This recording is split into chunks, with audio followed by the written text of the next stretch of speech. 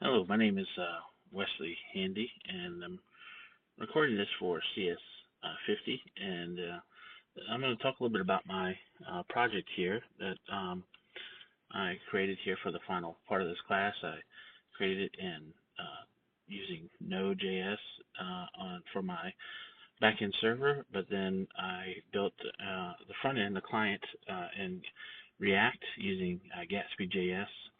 Basically, what my application does is it gets some data from the open data project of my local city, which is Virginia Beach, for all the business licenses that have been issued. There's actually a limited data set currently, but I got about 2,000 different business licenses, and it presents those in a way where you can find businesses by their name or by the category. The goal is to build this into a bigger application in the future, but this is kind of the first step of the proof of concept is to see that it could be built, and it could also be turned into a static site via Gatsby.js. And so this is my repo here and GitHub for that.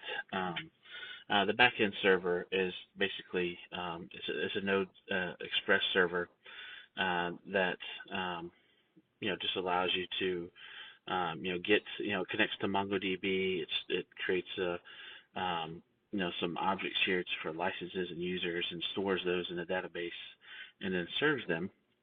And there's some functionality in there that, basically once a month the businesses need to be updated. That's when the plan is for that particular data set to be updated. And so I have some logic in here to check this once per month. But that's the backend server, and so it basically collects that data. But all the real work is done is on the front end. It's built in React, but using Gatsby.js. And so here on the client, that's where we're going to go to next, and this kind of just walks through. You can see this in my README here. It talks about everything I've done for that project. And so Gatsby is a framework for building static websites, and using different plugins.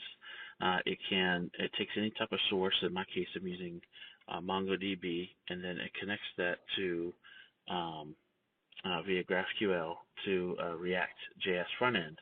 And so here in the config is where we kind of set up different things about the site here. This is some metadata that's for this particular site that you can use for SEO and different things like that.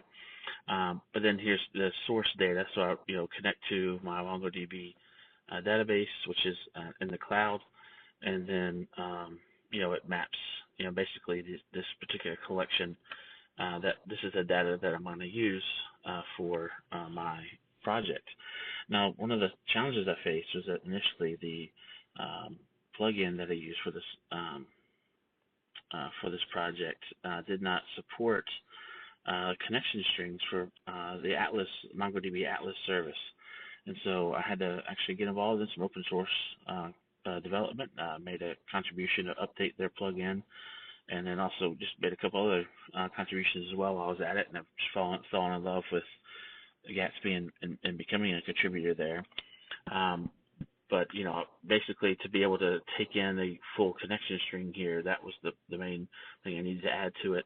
And then this last thing, just preserve object IDs. That's if you have a kind of nested documents. That way it won't lose the MongoDB ID or the object ID that it creates. So once this all this data is brought in through this source plugin, then this Gatsby node here is actually where it gets converted. It takes basically a GraphQL query, and then creates pages from it. And so I have a couple templates here for a paginated business list, an infinite scroll business list, and that creates creates those pages for that. It creates that's going to be several hundred pages, and then here's a category page where it's going to create a page just of a list of all the different categories for those businesses, and then finally we actually make an individual page for each. We make a page for each individual business. So here's that query that gets called, and then here actually, for every single one of those licenses, all 2,000 plus of them, it creates an individual page and passes along this data to it so we can show it on the front end. So just I'm going to give you kind of the view of that page, what it looks like, and we can walk through more with that, all the React and all the templates and all that, how that works. But this is kind of the end product. This is as being hosted on Netlify, and it's this is it's really a basic bare bones. It's really a proof of concept. I have a bigger app in mind. It's going to be similar to this that I'm actually working on, but this kind of just shows the ability to create a static website that has several thousand pages, and it's pretty fast. Leveraging React and server-side rendering.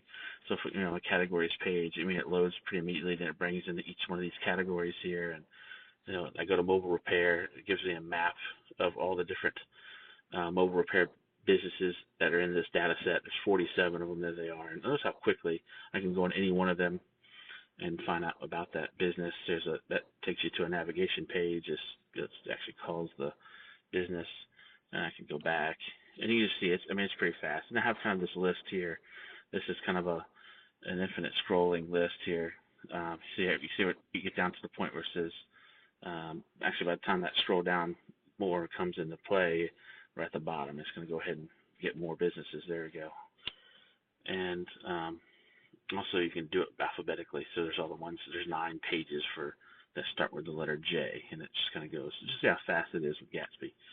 Anyway, this is my project. This is what I, taking the principles learned in this class, and as well as some others, and put it together for this project. I hope that you enjoy it.